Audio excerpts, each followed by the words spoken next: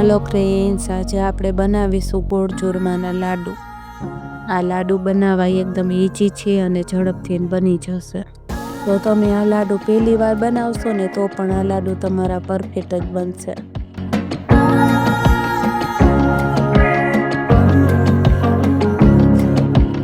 તો ચાલો શરૂ કરીએ આજની રેસીપી। તો અહીંયા મેં ચૂરમાના લાડુ બનાવવા માટે એક વાટકો લીધો છે જાડો ઘઉંનો લોટ। તો આ એક વાટકો કરકરો લોટ લીધો છે, તેને મોટા વાસણમાં એડ કરી દઈશું। તો આ લાડવા આપણે બાફીને બનાવવાના છે, તેના માટે આપણે સૌથી પહેલાં લોટ બાંધી લઈએ।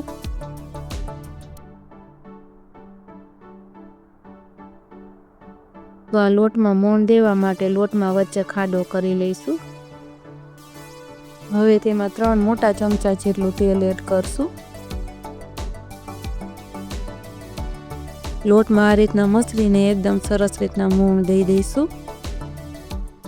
આ રીતના તમે હાથેથી મસળશો ને એટલે લોટના કણે કણમાં મોણ સરસ રીતના લાગી જશે। આપણે લોટમાં પરફેક્ટ મોણ દીધું છે કે નહીં એ ચેક કરવા માટે આપણે થોડોક હાથમાં લોટ લઈને આ રીતના મુઠ્ઠી વાળીને જોઈ લઈએ। જો આ રીતના મુઠ્ઠી વળે તો મોણ આપણું તેલમાં પરફેક્ટ લાગી ગયો છે।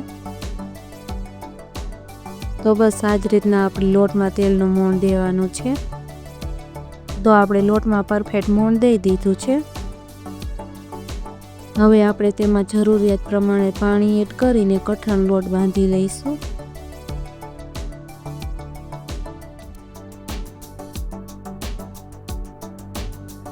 થોડું થોડું પાણી એડ કરીને આપણે આ રીતના લોટ બાંધી લઈશું।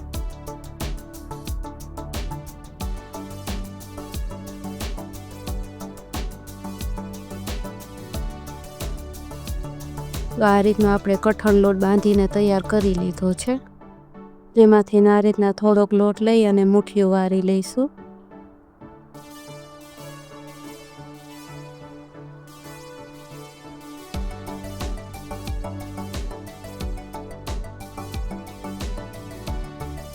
તો આ રીતના આપણે મુઠ્ઠીઓ તૈયાર કરી લેવાના છે। તો હવે બાકીના બધા જ મુઠ્ઠિયા આ રીતના આપણે તૈયાર કરી લઈશું। તો આ બધા જ મુઠ્ઠિયા આ રીતના તૈયાર કરી લીધા છે। હવે આપણે મુઠ્ઠિયાને બાફવા માટે પાણી પહેલાંથી જ ગરમ કરી લીધું છે। તો આ પાણી ગરમ થઈ ગયું છે, તેની ઉપર આપણે કાણાવાળી પ્લેટ રાખી દઈશું। પ્લેટની ઉપર આપણે આ રીતના બધા જ મુઠ્ઠિયાને ગોઠવી દઈશું। હવે આને આપણે ઢાંકીને 20 મિનિટ સુધીને આપણે બાફી લઈશું। હવે 20 મિનિટ થઈ ગઈ છે, આપણે ખોલીને જોઈ લઈએ।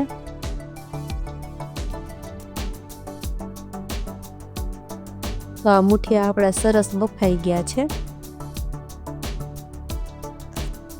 તો આપણા મુઠ્ઠિયા બફાણા છે કે નહીં ચેક કરવા માટે આપણે થોડુંક મુઠ્ઠિયાને આ રીતના તોડીને ડીશમાં લઈ લઈશું। તેને થોડીક વાર ઠંડુ થવા દઈશું અને જોઈ લેવાનું આ રીતના સરસ ભૂકો થઈ જાય તો આપણા મુઠ્ઠિયા સરસ બફાઈ ગયા છે। હવે મુઠ્ઠિયાને આપણે એક ડીશમાં કાઢી લઈશું। હવે મુઠ્ઠિયાને આપણે થોડાક ઠંડા કરી લઈએ, હાથેથી અડી શકીએ એટલા। તો આ મુઠ્ઠિયા આપણે થોડાક ઠંડા થઈ ગયા છે। હવે તેને આ રીતના હાથમાં લઈ અને તેને આ રીતના ભૂકો કરી લઈશું। તો આ તમે જોઈ શકો છો કે હાથમાં લઈ અને ભૂકો કરો છો તો આ સરસ રીતના ભૂકો તૈયાર થઈ જાય છે। બાકી બધા જ મુઠ્ઠિયાનો આ રીતના ભૂકો કરી લઈશું। આ રીતના ભૂકો તૈયાર કરી લીધો છે, તેને હવે ચાયણામાં ચારી લઈશું એટલે એકદમ ચૂરમું સરસ તૈયાર થઈ જશે।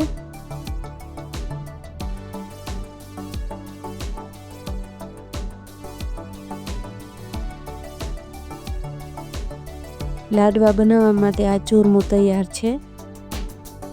ડ્રાયફ્રૂટ આપણે આ ચૂરમું તૈયાર કર્યું છે ને તેની અંદર જ આપણે એડ કરી દઈશું। તેમાં અડધી વાટકી ટોપરાનું ખમણ એડ કરશું।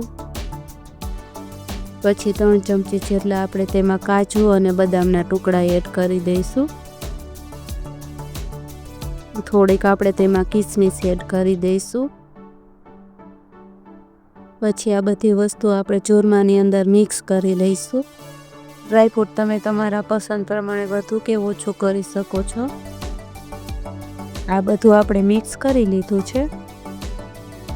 હવે આ એક કઢાઈ લીધી છે, તેમાં 3 મોટા ચમચા જેટલું તેલ એડ કરશું. તમે તેલની જગ્યાએ ઘી પણ લઈ શકો છો. હું અહીંયા અત્યારે આ તેલમાં જ લાડુ બનાવું છું. અને તેલને આપણે હલકો ગરમ થવા દઈશું.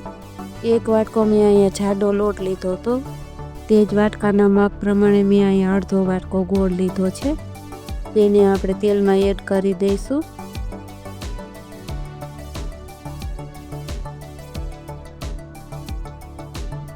ગોળ ઓગળે ત્યાં સુધીને આપણે તેને ગરમ કરી લઈશું. જે વાટકાના માપ પ્રમાણે આપણે લોટ લીધો હોય ને તે જ વાટકાના માપ પ્રમાણે આપણે અડધો વાટકો ગોળ લેવાનો.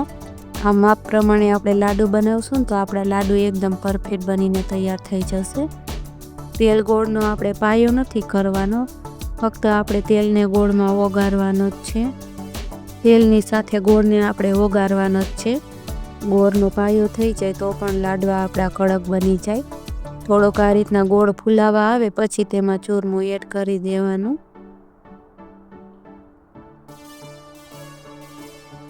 હવે આ ચૂરમું એડ કરી અને સરસ રીતના મિક્સ કરી લઈશું.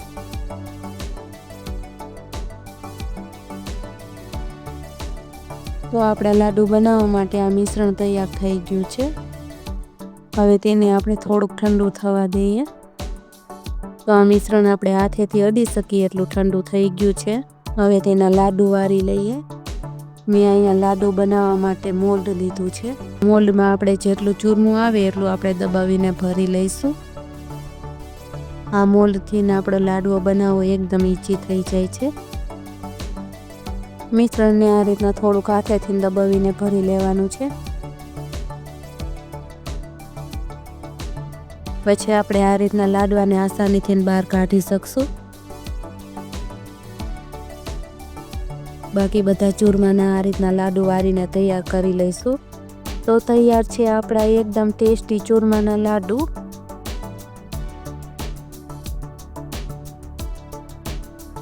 તમે જોઈ શકો છો લાડુ આપણો એકદમ નરમ છે અને અંદરથી એકદમ દાણેદાર છે. અને આ લાડુ આપણો એકદમ ખરસો તૈયાર થયો છે અને ખાતા સમયે દાંતમાં પણ નહીં ચીપકે. ફરી મળીએ એક નવા વિડીયો સાથે. Thank you for watching.